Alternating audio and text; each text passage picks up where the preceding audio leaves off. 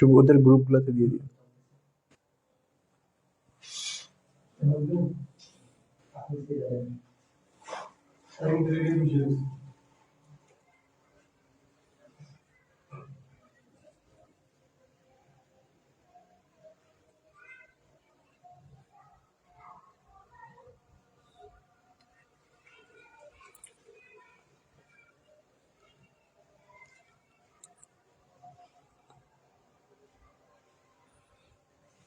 আসসালামু আলাইকুম রহমতুল্লাহি ওয়া বারাকাতুহু। প্রিয় শিক্ষার্থীরা কেমন আছো? আশা করি আল্লাহর অশেষ শুকরিয়া সবাই খুবই ভালো আছো। আজকে আমাদের আলিম 26-এর ফ্রি ক্লাস। সো তোমরা সবাই তোমাদের বন্ধুদেরকে মেনশন করে দাও যেন তারা এই ক্লাসটা খুব সুন্দর করে দেখতে পারে, এমনকি শেষ পর্যন্ত করে উপকৃত হতে পারে। সো একটু দ্রুত সবাইকে বন্ধুদেরকে মেনশন করে দাও। ওকে। আর তোমাদের সাউন্ড শুনতে এবং দেখতে কারো কোনো প্রবলেম হচ্ছে কিনা একটু দ্রুত জানিয়ে দাও তো, করে দাও যেন তারা এই ক্লাসটা খুব সুন্দর।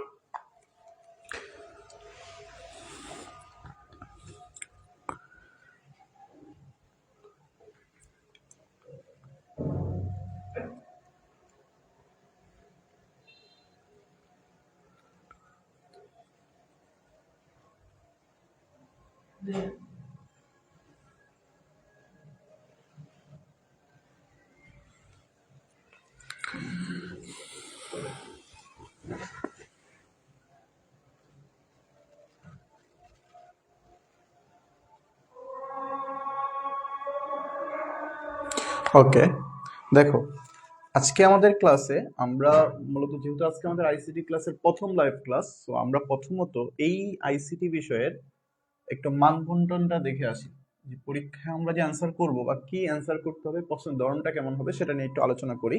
সো প্রথমত খেয়াল করো প্রশ্নের ধরনটা কেমন হয়। প্রশ্ন দুই ধরনের হয়ে থাকে, একটা হলো বহু নির্বাচনী, একটা হলো সৃজনশীল। সো বহু নির্বাচনী কয়টা থাকবে আমাদের? বহু নির্বাচনী থাকবে 25টা। কয়টা? 25টা। সেই 25টা বহু নির্বাচনে আমাদের 25 মিনিট সময় থাকে, 25 নাম্বার। ঠিক আছে। আর সৃজনশীল থাকবে হলো টোটাল 8টা। 8টা থেকে আমাদের 5টা অ্যান্সার করতে হবে। আমাদের মেইন টার্গেট কয়টা অ্যান্সার করা? 5টা। প্রশ্ন থাকবে কয়টা? 8টা। আর এই প্রশ্ন যে 8টা থেকে 5টা অ্যান্সার করতে হবে, প্রতিটাতে 10 নাম্বার করে, টোটাল 50 নাম্বারের পরীক্ষা সৃজনশীল। আর আমাদের এমনিতেই প্র্যাকটিক্যাল হিসেবে বা ব্যবহারিক হিসেবে আমরা নাম্বার থাকে 25। সো এই যে টোটাল আমাদের কত নাম্বার? 100 নাম্বারের পরীক্ষা। টোটাল কত নাম্বারের পরীক্ষা? 100 নাম্বারের পরীক্ষা থাকে। সো এই 100 নম্বরে আমাদের মূলত এই আইসিটি বিষয়টা পরীক্ষায় থাকে। সো আমাদের এই কোর্সে আমরা কি করব? এই 100 নম্বরের সম্পূর্ণ ডিটেলস আলোচনা করে তোমাদের পড়ানো হবে। যেহেতু তোমাদের এটা শেষ মুহূর্তের একটা প্রস্তুতি কোর্স, আমাদের মেইন টার্গেট এখান থেকে তোমরা কি পাও? Target GPA 5। মানে তোমরা যেন এই কোর্স করে তোমরা যেন A+ নিশ্চিত করতে পারো, A+ নিশ্চিত করতে পারো। এটাই হলো আমাদের কি মেইন টার্গেট। সো এই টার্গেটটাকে অনুসরণ করার জন্য বা এই টার্গেটটাকে ফিল আপ করার জন্য আমরা মূলত এই ক্লাসগুলো এমনভাবে সাজিয়েছি যে তোমরা যদি এই ক্লাসগুলো একদম প্রথম থেকে শেষ পর্যন্ত কন্টিনিউ করো প্রতিদিন, বা কোর্সে ইনরোল করে থাকো, আজকে হয়তো বা এটার ফ্রি ক্লাস, এই পরবর্তীতে তোমরা আর এই ক্লাসগুলো দেখতে পাবা না। সো পরবর্তী ক্লাসগুলো যদি তোমরা কন্টিনিউ করো এবং কোর্সে ইনরোল করে ফেলো, তাহলে দেখা যায় কি তোমাদের A+ পাওয়াটা আমাদের জন্য, মানে আমাদের জন্য যতটুকু সেরা কিছু দেওয়া যায় সেগুলা দিয়ে হলেও চেষ্টা করা যাবে যে তোমরা যেন খুব সহজে A+টা নিশ্চিত করতে পারো। যেহেতু আমাদের ব্যাচের নামটাই কি? Target GPA 5। মানে আমাদের মেন উদ্দেশ্যটা হলো যেন তুমি A+ নিশ্চিত করতে পারো। ওকে, আচ্ছা। সো যারা 2027 সালে আসছো, মানে 2027 সালের পরীক্ষার্থী আছো, তোমাদের তো অলরেডি কোর্স চলমান। যারা 26-এর পরীক্ষা খুব নিকটে, সো তারাও চাইলে এই কোর্সটা ইনরোল করে ফেলতে পারো। তোমাদের শেষ মুহূর্তে একদম সেরা একটা কোর্স হিসেবে এটা কার্যকরী করবে।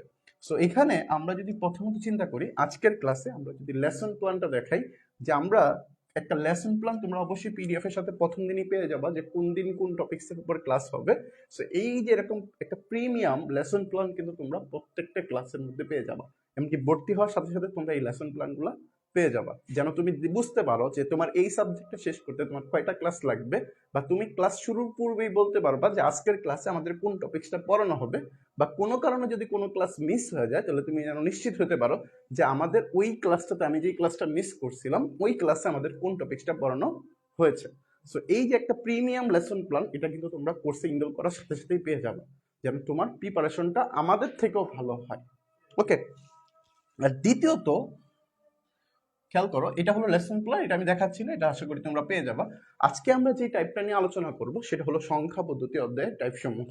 তো সংখ্যা পদ্ধতি অধ্যায়ের টাইপ সমূহ পড়ার আগে আমি যে চ্যাপ্টারটা পড়বো, এই চ্যাপ্টারটা আমার জন্য গুরুত্বপূর্ণ কিনা, বা এই চ্যাপ্টারটা পরীক্ষার জন্য ইম্পর্টেন্ট কিনা, বা এই চ্যাপ্টার থেকে আমাদের পরীক্ষায় কি বেশি আসে, এমসিকিউ বেশি আসে নাকি সিকিউ বেশি আসে, বা ওই যে সিকিউ আসুক বা এমসিকিউ আসুক, যেটাই আসুক না কেন, কোন টপিকস থেকে সবচেয়ে বেশি কোশ্চেন আসলো, কোন টপিকসটা আমার জন্য একটু কম ইম্পর্টেন্ট, কোনটা বেশি ইম্পর্টেন্ট, কোনটা সিকিউর জন্য বেশি ইম্পর্টেন্ট, কোনটা এমসিকিউর জন্য বেশি ইম্পর্টেন্ট, এই জিনিসটা পড়ার আগেই তুমি বুঝে ফেলতে পারবা আমাদের এই টাইপ সমূহ বিগত বছরের অ্যানালাইসিস দেখে।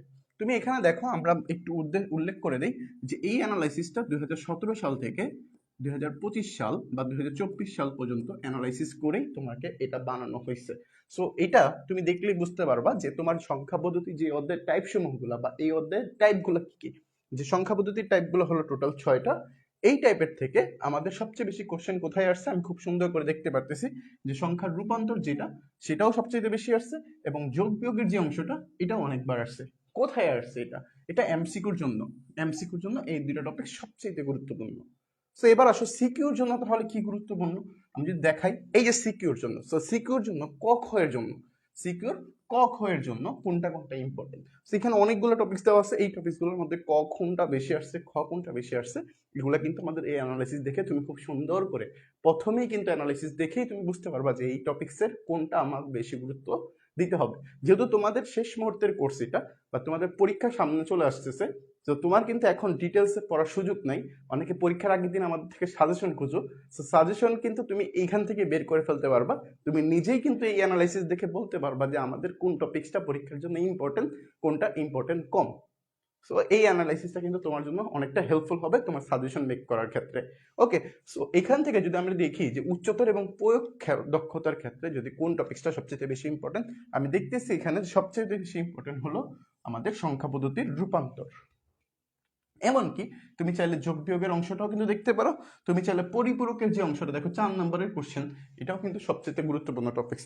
সো দেখো আমরা কিন্তু ওভারঅল একটা আইডিয়া পেয়ে গেছি যে এখান থেকে আমার 3টা টপিকস খুবই ইম্পর্টেন্ট।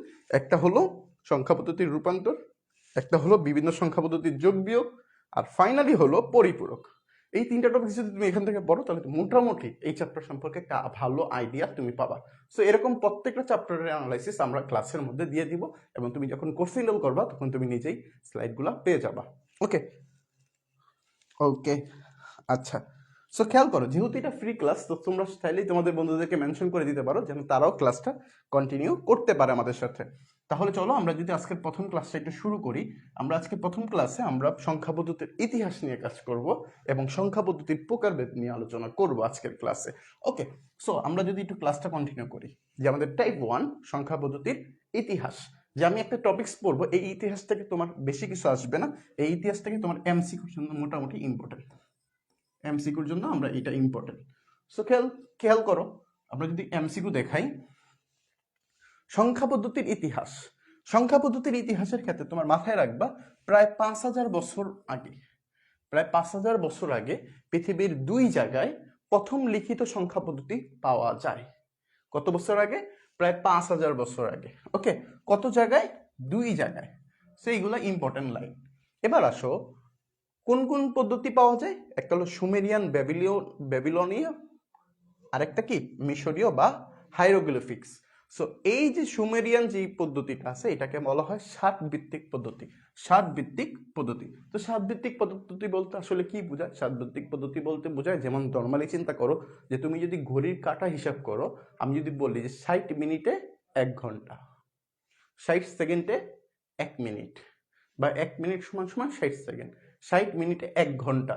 সো এই যে ঘন্টা, ঘড়ির এই জিনিসগুলোর ক্ষেত্রে আমরা কি করি, এই যে মিনিট, ঘন্টা হিসাব করার ক্ষেত্রে আমরা কি করি, এই পদ্ধতিটা ব্যবহার করি। ঠিক একইভাবে যদি তুমি কি করো, কোণের পরিমাপ করো, সেই ক্ষেত্রে কি করো, 60-এর গুণিতক আমরা হিসাব করে বের করি। সো ব্যাবিলনিয়ানটা কোথায় ব্যবহৃত হয়? মিনিট ঘন্টা হিসেবে ব্যবহৃত হয়। সো এটা এমসিকিউর জন্য ইম্পর্টেন্ট। মিশরীয় এবং হাইরোগ্লিফিক্স, এটা হলো 10 ভিত্তিক সংখ্যা পদ্ধতি। 10 ভিত্তিক সংখ্যা পদ্ধতি বলতে আসলে কি বোঝায়? এটার অনেকগুলো নাম আছে, সামনে গেলে আমরা দেখবো দশমিক পদ্ধতি, প্রচলিত পদ্ধতি, ডেসিমেল। সো এগুলার 10 ভিত্তিক পদ্ধতি। সেখানে ইম্পর্টেন্ট জিনিস হলো যে সুমেরিয়ান ব্যাবিলনীয় যেটা আছে সেটা কত ভিত্তিক সংখ্যা পদ্ধতি? 60 ভিত্তিক। যেটা মিশরীয় বা হাইরোগ্লিফিক যেটা আছে সেটা কত ভিত্তিক? 10 ভিত্তিক। ওকে, আচ্ছা আচ্ছা, এবার খেয়াল করো আমরা যদি একটু দেখি যে আমাদের সংখ্যা পদ্ধতির ইতিহাসের ক্ষেত্রে মনে রাখবা এরপর আরো 3টা সভ্যতার সাথে সংখ্যা পদ্ধতি গড়ে ওঠে। প্রথমে তো 2টা হয়, এর পরবর্তীতে আরো কি হয়, 3টা সভ্যতার সাথে সংখ্যা পদ্ধতি গড়ে ওঠে। কি কি? প্রথমটা যদি আমরা চিন্তা করি সেটা হলো মায়ান, আর দ্বিতীয়টা হলো চীন, এবং তৃতীয়টা হলো ভারতীয়।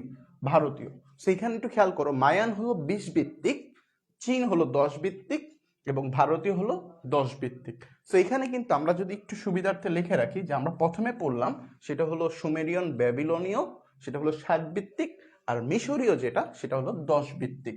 সো খেয়াল করো, যদি বলি মিশরীয়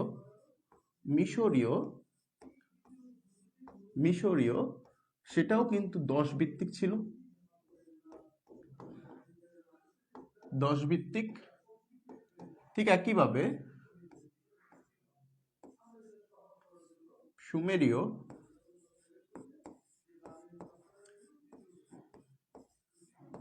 সুমেরীয় সেটা কিন্তু 60 ভিত্তিক। সো এইগুলা থেকে তোমার কিন্তু এমসিকিউ সবচেয়ে ইম্পর্টেন্ট, এখান থেকে এমসিকিউ আসার চান্স সবচেয়ে বেশি। সো মাথায় রাখবা। ওকে, আচ্ছা দেখো এখানে আমরা যদি একটু দেখি যে মায়ান এবং চীন এই দুইটার ডিটেলস আমরা একটু শিখি। যে মায়ান 20 ভিত্তিক এবং চীন হলো কি 10 ভিত্তিক। এখানে ইম্পর্টেন্ট কিছু কথা আছে যে মায়ান এবং চীন সংখ্যা পদ্ধতিতে 2 অথবা 3টা চিহ্ন ব্যবহার করা হতো, কিন্তু হাতে লেখার পাশাপাশি অসংখ্য চিহ্ন বসানোর বিড়ম্বনা থেকে বাঁচার জন্য আমাদের যে পদ্ধতিটা সেটা হলো ভারতীয় সংখ্যা পদ্ধতি ব্যবহার শুরু হয়। মানে মায়ান এবং চীন এটা কি করতো, 2-3টা চিহ্ন ব্যবহার করা হতো, অনেকগুলো চিহ্ন ব্যবহার করা হতো, যেটা আমাদের জন্য কি হাতে লেখার পাশাপাশি বিভিন্ন চিহ্ন বসানোর যে বিড়ম্বনা, এই বিড়ম্বনা থেকে বাঁচার জন্য আমরা কি করি, ভারতীয় যে সংখ্যা পদ্ধতিটা আছে সেটা হলো 10 ভিত্তিক সংখ্যা পদ্ধতি, এটা আমরা ব্যবহার করা শুরু করি।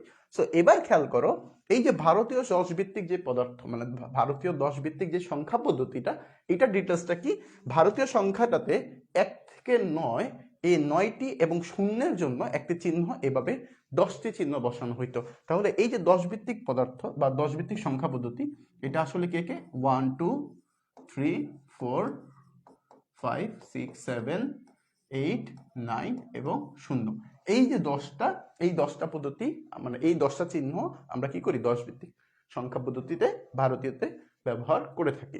সো এখানে একটা জিনিস, মজার জিনিস আছে, সেটা হলো যে এই যে 2500 বছর আগে গ্রিকরা 2500 বছর আগে গ্রিকরা ব্যাবিলনীয় এবং মিশরীয়দের সংখ্যা পদ্ধতির উপর ভিত্তি করে তাদের পূর্ণাঙ্গ 10 ভিত্তিক সংখ্যা পদ্ধতি গড়ে তুলেছিল। ওকে, আচ্ছা, সো খেয়াল করি। আচ্ছা, এবার আসো আমাদের মেইন কাজ, যে সংখ্যা পদ্ধতির ইতিহাসের মধ্যে রোমান সংখ্যা পদ্ধতি কোনগুলো? দেখো রোমান সংখ্যা পদ্ধতি নর্মালি আমরা যেটা লিখি যে ওই যে I double I triple I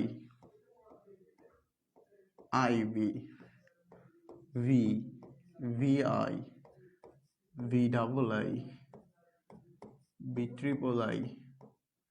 so এই যে এই সংখ্যাগুলা, এগুলাকে আমরা বলি কি রোমান সংখ্যা পদ্ধতি।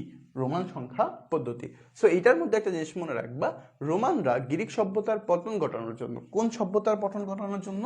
গ্রিক সভ্যতার পতন ঘটানোর জন্য পর গণিতের অভূতপূর্ব বিকাশ থেমে যায়। আচ্ছা, অনাবশ্যকভাবে জটিল এবং অবৈজ্ঞানিক রোমান সংখ্যা এখনো বেঁচে আছে, এবং যা ঘড়ির দেয়াল, নর্মালি চিন্তা করো যে এই রোমান সংখ্যাগুলো আমরা কোথায় ব্যবহার করি, রোমান সংখ্যাগুলো আমরা ব্যবহার করি হলো ঘড়ির ডায়াল, মানে দেখবা কি ঘড়ির মধ্যে এই সংখ্যাগুলো ম্যাক্সিমাম জায়গায় ইউজ করা থাকে একটু ডিজাইনের ক্ষেত্রে, এবং অন্যান্য জায়গার মাঝেও কি করি আমরা তার ব্যবহার দেখতে পাই। কিন্তু এটা কি আমাদের নর্মালি অবৈজ্ঞানিক এবং জটিল, কিছুটা কি জটিল এবং অবৈজ্ঞানিক।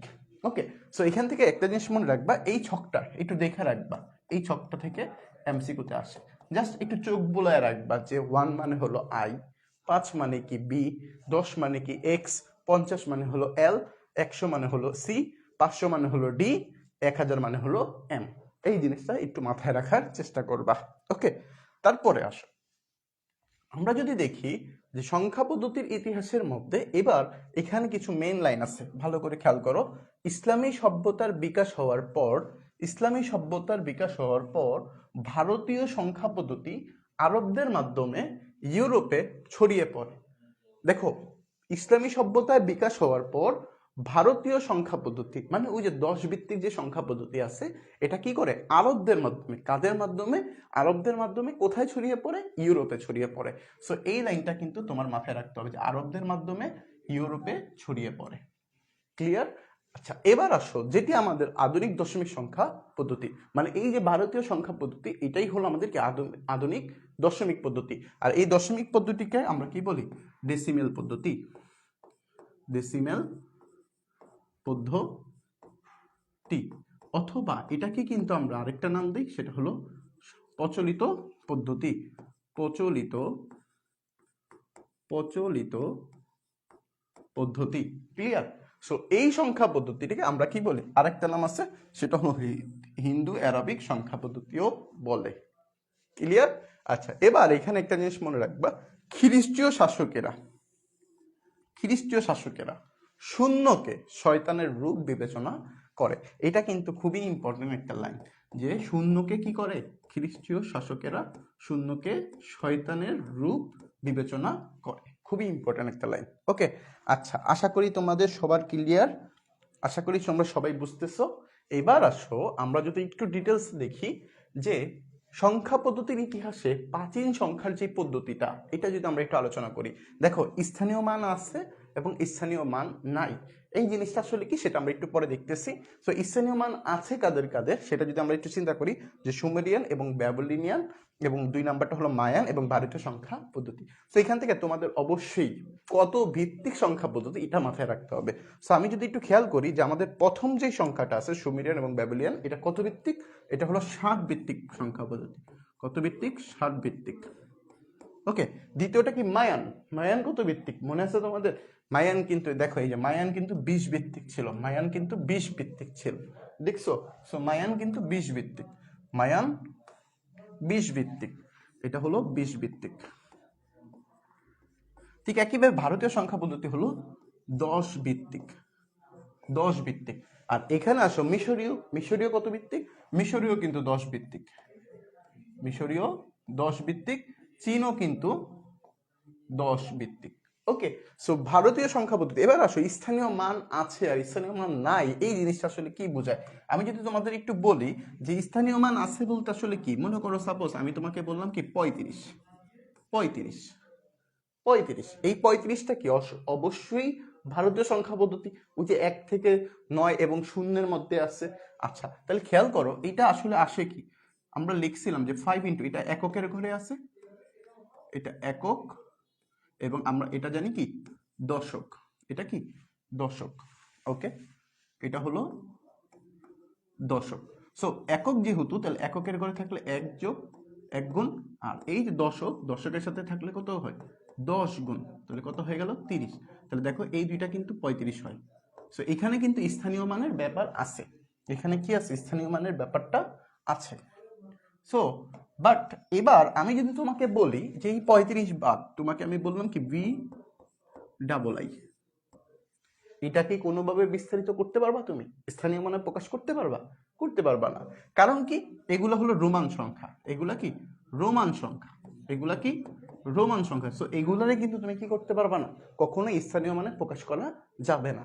এই জন্য মূলত স্থানীয় মানে প্রকাশের ক্ষেত্রে স্থানীয় মান আছে কার কার, এই সুমেরিয়ান বা ব্যাবিলিয়ান, মায়ান এবং ভারতীয় সংখ্যা পদ্ধতিতে স্থানীয় মান আছে। আর স্থানীয় মান নাই কার কার, মিশরীয়, চীন এবং রোমান সংখ্যার মধ্যে স্থানীয় মান নাই। সো এই জিনিসটা তোমার মাথায় রাখতে হবে। এবার আসো, চলো আমরা কিছু এমসিকিউ টেকনিক শিখে ফেলি। একটু আগে আমরা যেগুলো পড়ে আসছি এইখান থেকে মূলত বোর্ড কোশ্চেন। সো চলো, বোর্ড কোশ্চেন কি, বরিশাল বোর্ড 2023 সালের বোর্ড কোশ্চেন। সো খুবই ইম্পর্টেন্ট একটা কোশ্চেন, দেখো অলরেডি পড়ে ফেলছি, 20 ভিত্তিক সংখ্যা পদ্ধতি। 20 ভিত্তিক মানে কি? 20 ভিত্তিক মানে হলো 20 ভিত্তিক, 20 অর্থই কিন্তু 20, 20 অর্থই কি 20। সো 20 ভিত্তিক সংখ্যা পদ্ধতির প্রচলন কোন সভ্যতায় শুরু হয় মনে আছে তোমাদের? দেখি অ্যান্সার করতে পারবা তোমরা, বলো তো কোন সংখ্যা পদ্ধতির মানে কোন সভ্যতায় শুরু হয় 20 ভিত্তিক? যদি আমি একটু বলি, ব্যাবিলিয়ান এটা কিন্তু 60 ভিত্তিক, এটা কত ভিত্তিক? 60 ভিত্তিক। রোমান এটা তো কোনো সংখ্যা পদ্ধতিই না, ভারতীয়, ভারতীয় কত ভিত্তিক? 10 ভিত্তিক। মায়ান, এই মায়ানটাই কিন্তু 20 ভিত্তিক ছিল, মনে আছে?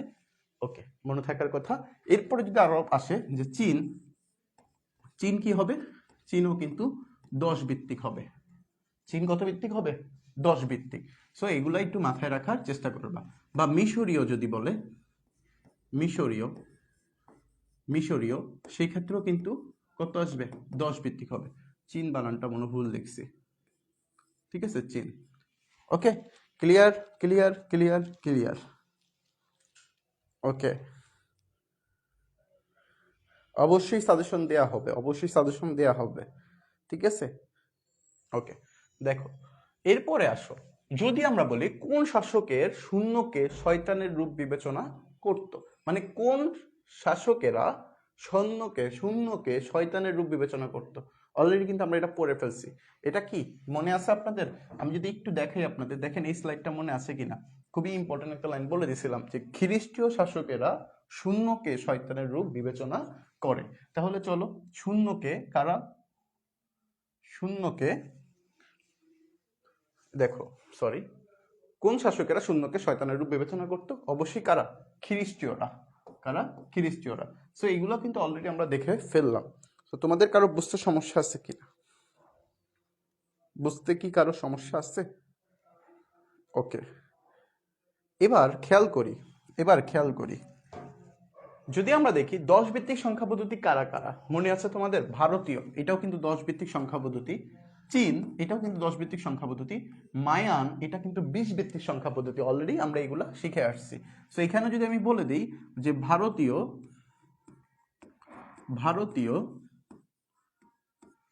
চীন,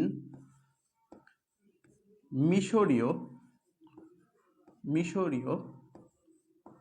সো এগুলা কি সবগুলাই 10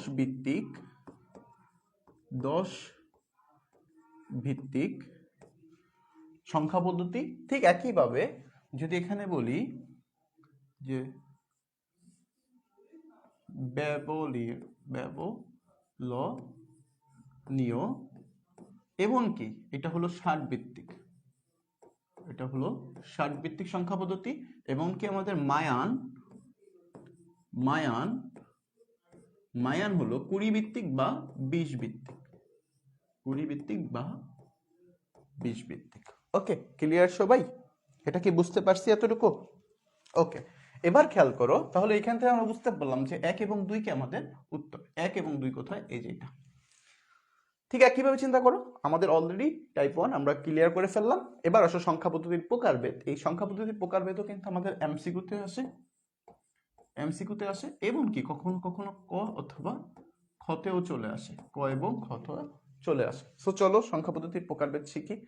সংখ্যা পদ্ধতির প্রকারভেদ শেখার আগে আমরা যদি আগে চিন্তা করি যে সংখ্যা পদ্ধতিটা আসলে কি। সংখ্যা পদ্ধতি হলো বিভিন্ন সাংকেতিক চিহ্ন বা মৌলিক চিহ্ন বা অঙ্ক, মাথায় রাখবা, সাংকেতিক চিহ্ন বা মৌলিক চিহ্ন বা অঙ্ক, মেইন কথা হলো এই অঙ্ক ব্যবহার করে সংখ্যা লেখা ও প্রকাশ করার পদ্ধতিকে সংখ্যা পদ্ধতি বলে। আচ্ছা, এবার আমি যদি একটু তোমাদের আলোচনা করি যে অঙ্ক জিনিসটা কি আসলে। অঙ্ক হলো কিছু সাংকেতিক চিহ্ন, সাংকেতিক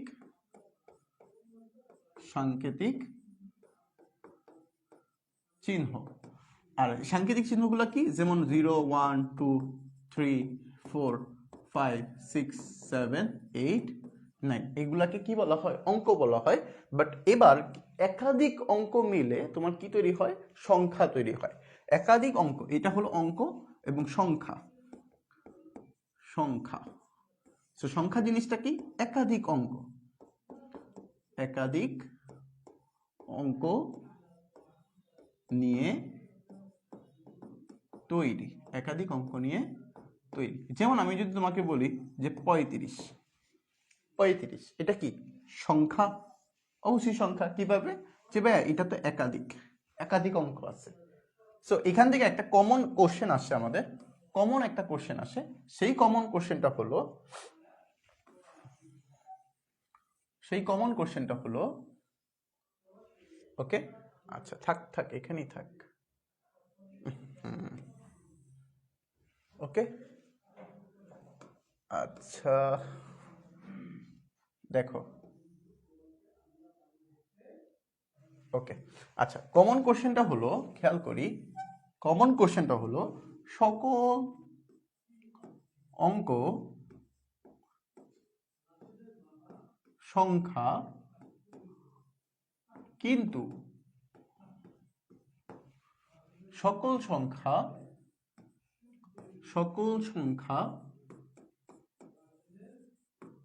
অঙ্ক নয়। এটা কি আসলে, এটা ব্যাখ্যা করতে বলে, অনেক সময় ব্যাখ্যা করতে বলে যে সকল অঙ্কই হলো সংখ্যা কিন্তু সকল সংখ্যা কি অঙ্ক নয়। যদি আমি তোমাকে বলি যে 5 5 এটা কি, এই যে 0 5 শূন্য দেওয়ার কারণে কিন্তু কোনো রূপান্তর হয় নাই, মানের কোনো পরিবর্তন হয়েছে, মানের তো কোনো পরিবর্তন ঘটে নাই, তাহলে এইটা কি একটা অঙ্ক, এটা কি একটা অঙ্ক। বাট এটাকে তো আমরা বলতে পারি একাধিক অঙ্ক মিলে তৈরি হয়েছে, তাহলে এটাকে কিন্তু আমরা বলতে পারি, এটা কিন্তু সংখ্যাও বলতে পারি, কি বলতে পারি, সংখ্যাও বলতে পারি। বাট এবার আমি যদি তোমাকে বলি যে 35 এই 35 তো কি হয়েছে, যদি আমি 3 বাদ দিয়ে দিই বা 5 বাদ দিয়ে দিই তাহলে কিন্তু মানের পরিবর্তন হয়ে যেতেছে, বাদ দেওয়া যাবে না কোনো কিছু। সো এবার খেয়াল করো, এটা কিন্তু সংখ্যা, এটা কিন্তু সংখ্যা, অঙ্ক তো বলা যাবে না, কারণ অঙ্ক মানে কি একটা নির্দিষ্ট সংখ্যা, যেমন 3 অথবা 5 অথবা 0 অথবা 4 অথবা 5। সো এখানে তো দুইটা অঙ্ক মিলে তৈরি হয়েছে, তো দুইটা অঙ্ক মিলে যখন তৈরি হবে তখন তো সংখ্যা। বাট এবার অনেকে বলবা যে ভাই দুইটা অঙ্ক মিলে তো এখানেও তৈরি হয়েছে, তাহলে এটা তো অঙ্ক হইলো কেমনে। তুমি চিন্তা করো, এই দুইটা মান, এই যে শূন্যটা, এটা যখন আমি সামনে দিছি তখন কিন্তু অঙ্কের মানের কোনো পরিবর্তন হয়নি, এই সংখ্যাটার মানের কোনো পরিবর্তন হয়েছে। শূন্যটা যখন আমি সামনে না দিয়ে পিছে দিয়ে দিব তখন কিন্তু এটার অঙ্ক থাকবে না, বুঝতেছো। সো সংখ্যা পরিবর্তন করার কারণে যদি মানের পরিবর্তন না হয় তাহলে এটা কি হবে, অঙ্ক হবে। সো এখান থেকে আমরা ব্যাখ্যাটা কি জানলাম, যে সকল অঙ্কই কি হবে সংখ্যা কিন্তু সকল সংখ্যাকে আমরা অঙ্ক বলতে পারবো না। এবার আসো, চলো আমরা কি পড়তেছিলাম। সো এখানে দেখো পজিশনাল সংখ্যা পদ্ধতি, সংখ্যা পদ্ধতি কত প্রকার, প্রধানত দুই প্রকার। কত প্রকার, দুই প্রকার, একটা হলো পজিশনাল সংখ্যা পদ্ধতি, একটা হলো নন পজিশনাল সংখ্যা পদ্ধতি। সো পজিশনাল সংখ্যা পদ্ধতি কি এবং নন পজিশনাল সংখ্যা পদ্ধতি কি সেটা নিয়ে একটু আলোচনা করি। তো পজিশনাল সংখ্যা পদ্ধতিকে আমরা বাংলায় বলবো স্থানিক সংখ্যা পদ্ধতি। এখন এই বাংলা জিনিসটা তোমার মনে রাখতে হবে, অবশ্যই রাখতে হবে। কেন, কারণ পরীক্ষার হলে কখনো কখনো দেখবা কি তোমাকে বলবে স্থানিক সংখ্যা পদ্ধতি কাকে বলে, কতে চলে আসছে, কত কি আসবে, স্থানিক সংখ্যা পদ্ধতি কাকে বলে। তুমি কিন্তু পারো যে পজিশনাল সংখ্যা পদ্ধতি কাকে বলে, তুমি পারো, বাট এই পজিশনাল সংখ্যা পদ্ধতির যে বাংলা নাম হলো স্থানিক সংখ্যা পদ্ধতি সেটা কিন্তু তুমি জানো না। সো না জানার কারণে তোমার পারা জিনিসটাই কিন্তু তুমি অ্যান্সার করতে পারতেছো না, শুধু নাম না জানার কারণে। সো এই জিনিসগুলো থেকে এড়ানোর জন্য বা কোনোভাবে যেন পরীক্ষা আটকাইতে না পারে তোমাকে, সেই জন্য তোমার এইগুলোও জানা রাখা প্রয়োজন। সো এবার খেয়াল করো, এই পজিশনাল সংখ্যা পদ্ধতি মানে কি, যে সংখ্যা পদ্ধতি স্থানীয় মান ব্যবহৃত হয়। মাথায় রাখবা মেন কাজ কি, স্থানীয় মান ব্যবহৃত হয় তাকেই কি বলা হয়, পজিশনাল সংখ্যা পদ্ধতি বলা হয়। সো এই একটি সংখ্যার মান বের করার জন্য তিনটা ডাটা দরকার হয়, কয়টা ডাটা, তিনটা। একটা হলো নিজস্ব মান, একটা হলো স্থানীয় মান, একটা হলো মোট অঙ্ক। মোট অঙ্ক, ক্লিয়ার, ক্লিয়ার সবাই, ওকে। সো খেয়াল করি, আমরা যদি দেখি যে নন পজিশনাল বা অস্থানিক সংখ্যা পদ্ধতি কি, অস্থানিক সংখ্যা পদ্ধতি কি, স্থানীয় মান ব্যবহৃত হয় না, স্থানীয় মান ব্যবহৃত হয় না, তাকে নন পজিশনাল সংখ্যা পদ্ধতি বলা হয়। সো এই সংখ্যা পদ্ধতিতে কোনো একটি সংখ্যার নিজস্ব মান আছে কিন্তু স্থানীয় মান নাই। তো এই যে নন পজিশনাল, এটার একটা উদাহরণ হলো রোমান সংখ্যা। এটার কি উদাহরণ, রোমান সংখ্যা। রোমান সংখ্যা, রোমান সংখ্যা কি, যেগুলোর কি হয় না, যে BI এগুলোর কি স্থানীয় মান বের হয় না। ওকে, সো যেমন এই যে টালি, হায়ারোগ্লিফিক্স এবং রোমান। টালির মধ্যে কি হয়, টালির মধ্যে দেখবে কি আমরা পরিসংখ্যানের ক্ষেত্রে কিন্তু দেখো এই যে এটা হলো বি, এটা হলো রোমান সংখ্যায় বি লিখি আমরা, মানে বি মানে কি 5, বি মানে কত 5। সো এটা যখন আমরা ট্যালিতে লিখি বা পরিসংখ্যানে লিখি তখন কিন্তু এইটাকে আমরা শনাক্ত করি এইভাবে, দেখো এই যে এইভাবে কিন্তু 5 লিখি। সো এটারও কি করা যাবে না, কোনো স্থানীয় মান বের করা যাবে না। সো ট্যালি বলো, রোমান বলো অথবা হায়ারোগ্লিফিক্স বলো, এগুলো সবই কি আমাদের নন পজিশনাল সংখ্যা পদ্ধতি। ওকে, সো এবার খেয়াল করি নন পজিশনাল সংখ্যা পদ্ধতি নিয়ে আমাদের কোনো কাজ নেই, আমাদের মেইন কাজ হবে পজিশনাল সংখ্যা পদ্ধতি। তার আগে আমরা একটু শিখে নেই যে রেডিক্স পয়েন্ট আসলে কি। রেডিক্স পয়েন্ট বলতে নর্মালি আমরা বুঝি দশমিক, কি বুঝি দশমিক, বাট ওইটার নামটা কি radix point, radix point. So এখানে খেয়াল করো এই দশমিকটা দেওয়ার মূল উদ্দেশ্য কি, মনে রাখবা এই যে একটা সংখ্যা, এই যে একটা সংখ্যা, এই সংখ্যাটার মধ্যে দেখো এই যে রেডিক্স পয়েন্ট আছে, রেডিক্স পয়েন্টের পূর্বের সংখ্যাটাকে আমরা বলি পূর্ণাংশ, কি বলি পূর্ণাংশ, আর দশমিকের পরে যে অংশটা আছে এটাকে আমি বলি কি ভগ্নাংশ। সো পূর্ণাংশ এবং ভগ্নাংশ এটা আলাদা করার জন্য আমাদের মূলত কি বলা হয়, রেডিক্স পয়েন্টটা ব্যবহার করা হয়। সো রেডিক্স পয়েন্টটা কেমনে ব্যবহার করা হয়, রেডিক্স পয়েন্টটা ব্যবহার করা হয় পূর্ণাংশ এবং ভগ্নাংশ আলাদা করার জন্য ব্যবহৃত হয়। সো এবার খেয়াল করো এই যে পূর্ণাংশ যেটা, এই পূর্ণাংশের সবচেয়ে বামের যে সংখ্যাটা আছে, এটাকে বলা হয় এলসিডি, এমসিডি। কি বলা হয়, এমসিডি। এই এমসিডির পূর্ণরূপ কি মোস্ট সিগনিফিক্যান্ট ডিজিট। কখনো কখনো এই ডি এর জায়গায় কখনো বলা থাকে এমএসভি। এই এমএসভি বলতে বোঝায় মোস্ট সিগনিফিক্যান্ট, একটু বানানটা ভুল হয়েছে এখানে, সিগনিফিক্যান্ট বিট হবে তখন। এই বি থাকলে কি বসবে, বিট, আর ডি থাকলে ডিজিট। এটা বাংলা অর্থ কি, সর্বোচ্চ গুরুত্বের অঙ্ক। এবার খেয়াল করো এই যে দশমিকের পরে যে অংশটা, এটার যে সবচেয়ে ডানে যে অংশটা আছে, ডানে এই যে এই 5, এই 5 হলো এলএসডি। এলএসডি বলতে কি লিস্ট সিগনিফিক্যান্ট ডিজিট। যদি এখানে এলএসবি বলতো তাহলে লিস্ট সিগনিফিক্যান্ট বিট হয়ে যেত। অর্থ কি, সর্বোচ্চ গুরুত্বের অঙ্ক। এটা না কিন্তু সর্বনিম্ন, সরি এটা মিস্টেক হয়েছে, এটা হলো সর্বনিম্ন হবে, সর্বনিম্ন গুরুত্বের অঙ্ক। আর এই যে মাঝখানে দশমিকের মধ্যে যে চিহ্নটা, এটাকে বলা হয় কি রেডিক্স পয়েন্ট। এটার কাজটা কি, ভগ্নাংশ এবং পূর্ণাংশ আলাদা রাখে, আলাদা রাখে। সো খুবই ইম্পর্টেন্ট একটা স্লাইড কিন্তু এখানে রেডিক্স পয়েন্টের মতো এই এলএসডি এমএসবি এই মানগুলা কিসের জন্য আসে, এমসিকিউর জন্য তোমার খুবই গুরুত্বপূর্ণ। এই স্লাইডটা এমসিকিউর জন্য খুবই গুরুত্বপূর্ণ। এবার আসো আমরা সংখ্যা পদ্ধতির মধ্যে মনে রাখবা পজিশনাল যে সংখ্যা, এই যে পজিশনাল সংখ্যা পদ্ধতি আমাদের 4 ভাগে বিভক্ত। কয় ভাগে, 4 ভাগে। যার মধ্যে প্রথমটাকে আমরা বলি বাইনারি, দ্বিতীয়টাকে বলি অক্টাল, তৃতীয়টাকে ডেসিমাল এবং 4 নাম্বারটাকে হেক্সাডেসিমাল। সো এখানে বাইনারি বলতে দ্বিমিক, বাইনারি মানে কি দ্বিমিক।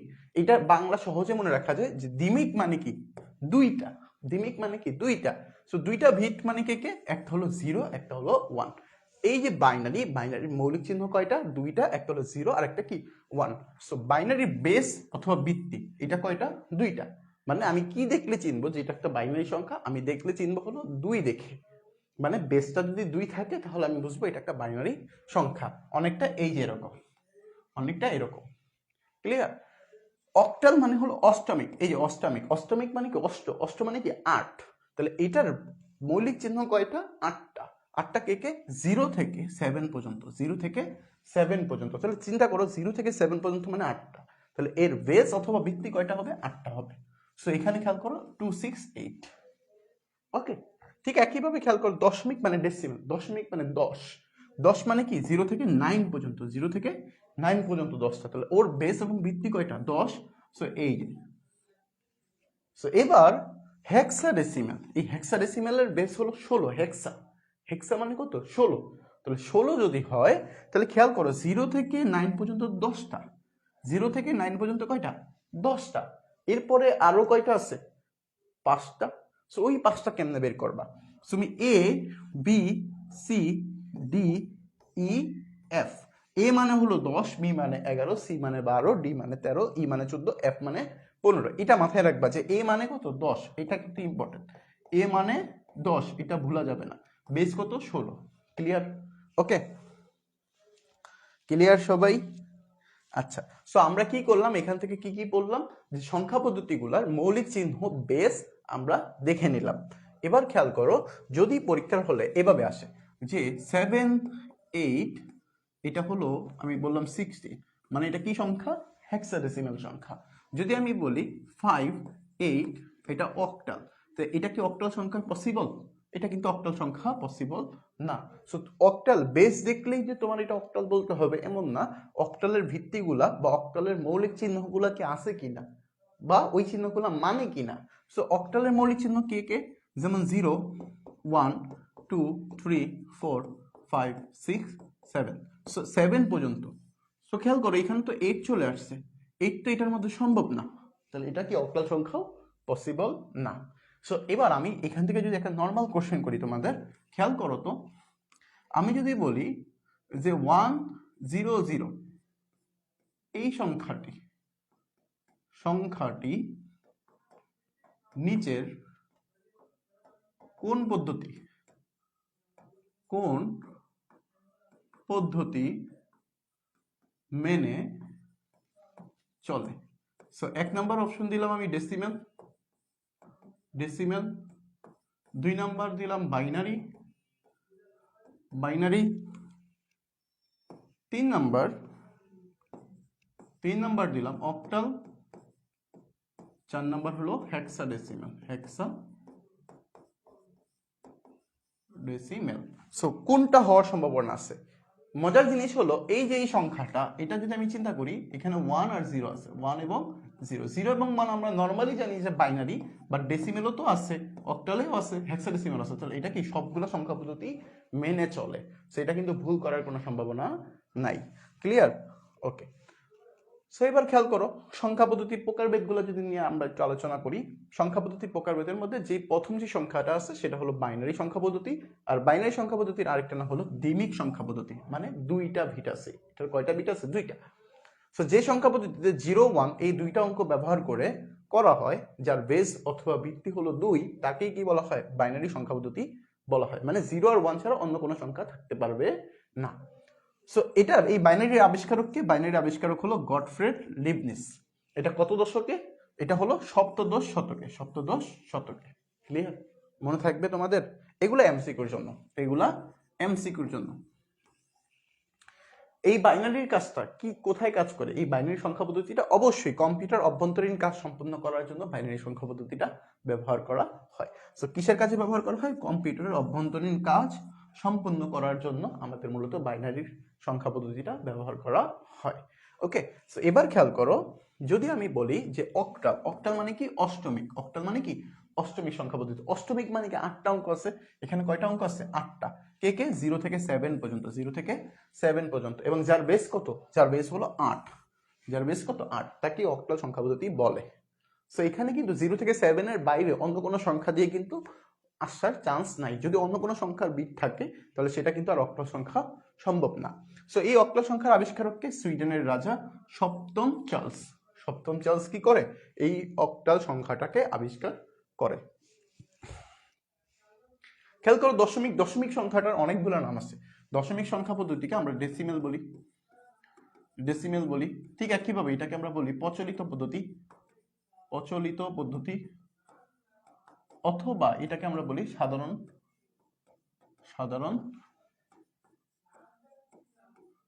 পদ্ধতি। অনেকগুলো নাম আছে, সবগুলো ইউজ হবে। তো যে সংখ্যা পদ্ধতিতে 0 থেকে 9 পর্যন্ত মোট 10টা অঙ্ক ব্যবহার করা হয় এবং যার বেস হলো 10, তাকে কি বলি? আমরা ডেসিমেল সংখ্যা পদ্ধতি বলি। ওকে, এগুলো নর্মাল কাজ। হেক্সাডেসিমেল কত? 16 থাকবে 0 থেকে 9 পর্যন্ত এবং মোট 10টা, আর এ থেকে এফ পর্যন্ত মোট 6টা। এই অঙ্কগুলা ব্যবহার করে মোট 16 ভিত্তি দ্বারা তাকে কি বলা হয়? হেক্সাডেসিমেল সংখ্যা পদ্ধতি বলা হয়। আচ্ছা, হেক্সাডেসিমাল সংখ্যা পদ্ধতি মূলত মেমোরি অ্যাড্রেস এবং ম্যাক অ্যাড্রেস এবং ওয়েব পেজ। এই ওয়েব পেজ কালার বলতে তোমাদের 4 নম্বর চ্যাপ্টার পড়ানো হবে। ফোর্থ চ্যাপ্টারে এটার ডিটেলস আলোচনা করা হবে, যে ওয়েব পেজ তোমরা কেমনে তৈরি করবা বা ওয়েব পেজের সকল ডিটেলস আমরা ওইখানে আলোচনা করার চেষ্টা করব, এবং কোড প্রভৃতি ক্ষেত্রে ব্যবহার করা হয়। সো কোনটা কোন ক্ষেত্রে ব্যবহার করা হয় সেটা কিন্তু আমরা এখানে দেখার চেষ্টা করলাম। চলো এই রিলেটেড আমরা কিছু এমসিকিউ সলভ করি। সো নন পজিশনাল সংখ্যা পদ্ধতি বা নন পজিশনাল সংখ্যা নিচের কোনটা? তুমি চিন্তা করো, এটা তো ডেসিমাল সংখ্যা, এটা কি বাইনারি সংখ্যা, এটা হেক্সাডেসিমাল সংখ্যা, এই ভি মানে কিন্তু তোমার রোমান সংখ্যা, বি মানে কি তোমার রোমান সংখ্যা। সো বি কিন্তু রোমান সংখ্যা মানে কি? এই নন পজিশনাল মানেই তো Roman number. So Roman number কোনটা? এই যে বি হবে আমাদের উত্তর। ক্লিয়ার? 2 নাম্বারে যদি চিন্তা করো, 8 ভিত্তিক সংখ্যা হলো 8 ভিত্তিক সংখ্যা হলো কে 0, 7, 8। 8 ভিত্তিক সংখ্যা পদ্ধতি মানে কি 0 থেকে 7 পর্যন্ত থাকবে, 0 থেকে 7 পর্যন্ত থাকবে, তাহলে 0 আসবে 7 আসবে, এটা তো আসার সম্ভাবনা নাই। ওকে, তারপরটা যদি দেখি 3 to 1 সংখ্যাটিতে হতে পারে, সংখ্যাটা কি কি হইতে পারে? এটা কি অক্টাল হইতে পারে? অবশ্যই হইতে পারে, কারণ 3 to 1 অক্টালের মধ্যে আছে। এটা কি ডেসিমেল হইতে পারে? অবশ্যই আছে। ডেসিমেল কি 0 থেকে 9 পর্যন্ত? অবশ্যই আছে। হেক্সাডেসিমাল হইতে পারে? হেক্সাডেসিমাল হইতে পারে 0 থেকে 9, এরপর A B C D E F. তাহলে এটা কিন্তু তিনোটাই হইতে পারে, তিনোটাই হইতে পারে, এটা তিনোটাই হইতে পারে। সো এটা কি আমি বাইনারি বলতে পারবো? বাইনারি হবে? বাইনারি হবে না। কেন হবে না বাইনারি? কারণ বাইনারি হলো 0 এবং 1, 0 এবং 1 এর বাইরে চলে গেছে। সো এই 3 to 1 তো আর বাইনারি সংখ্যা না, সো এগুলা বাইনারি হবে না, কিন্তু বাকি তিনোটাই কিন্তু হইতেছে। ওকে, সো এবার খেয়াল করো ভিত্তির উপর নির্ভর করে সংখ্যা পদ্ধতি কত প্রকার। ভিত্তির উপর নির্ভর করে সংখ্যা পদ্ধতি কত প্রকার? সো আমরা অলরেডি দেখে আসছি সেটা কি 2 প্রকার। কত প্রকার? 2 প্রকার। সংখ্যা পদ্ধতি 2 প্রকার। 1011 সংখ্যায় কয়টা বিট আছে? কয়টা বিট আছে? বিট বলতে কি বোঝায়? এই যে এক একটাকে বিট বলা হয়, এক একটাকে বিট বলা হয়। সো এখানে কয়টা বিট আছে? 4টা বিট আছে, 4টা বিট আছে। বাইনারি সংখ্যা পদ্ধতির ভিত্তি কত? বাইনারি, এই যে বাইনারি, বাইনারি মানে কত? বেস। বাইনারির বেস কত? 2 না? কারণ ওর সংখ্যা মৌলিক চিহ্ন কয়টা? মৌলিক চিহ্ন হলো 0 এবং 1, মানে 2টা, এই জন্য ওর বেস কত? 2। তাহলে 2 কোনটা? এই যে এটা 2। ঠিক খেয়াল করো অক্টাল সংখ্যা পদ্ধতির ভিত্তি কত? অক্টাল সংখ্যা পদ্ধতির ভিত্তি কত? অক্টাল, অক্টাল মানে কত? অষ্টামিক, মনে আছে? অক্টাল মানে হলো অষ্টামিক। অষ্টামিক মানে কত? 8। আর এই 8টা কে কে 0, 1, 2, 3, 4, 5, 6, 7, এই যে 8টা, এই 8টা, তাহলে এর ভিত্তি কত? 8টা। বুঝতেছি? গুড। খেয়াল করো অক্টাল সংখ্যার বেস কত? বেস এবং ভিত্তি, বেস এবং ভিত্তি দুইটা কিন্তু সেম জিনিস। তো কয়টা? অক্টাল মানে হলো 8, এই যে 8টা। ক্লিয়ার? আচ্ছা, ডেসিমেল সংখ্যা পদ্ধতির ভিত কত?